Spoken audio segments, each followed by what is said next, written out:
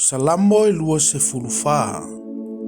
O le atua o le pule ao ia i le lalolangi. Ua ilonga o na tangata. O le salamo a tavita.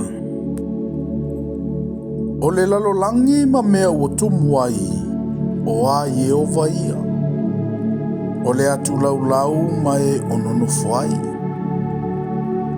Awa o ia lavana whaavaina ai i lunga o le sami. Ma whaamawai i lunga o vaitafi.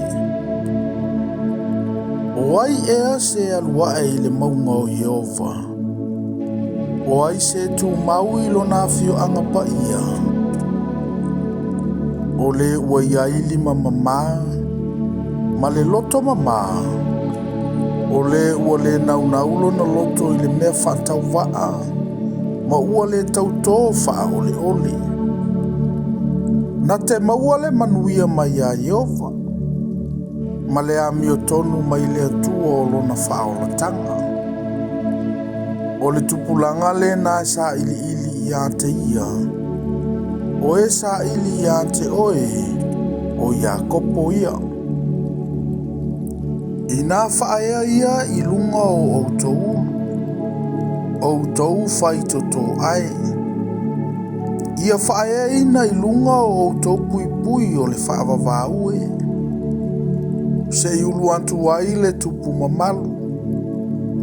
O ai ea le nei tupu mamalu. O Yehova le malosi ma le fita fita. O Yehova le fita fita i le taua. Ina whaea ia i lunga o outou ulu. Outou whaitoto ai. Ia whaea ina i lunga o outou pui pui o le whaavavau e. Se iulu antu ai le tupu mamalu. O ai ea le nei tupu mamalu. O Yehova o au. O ia lava le tupu mamalu.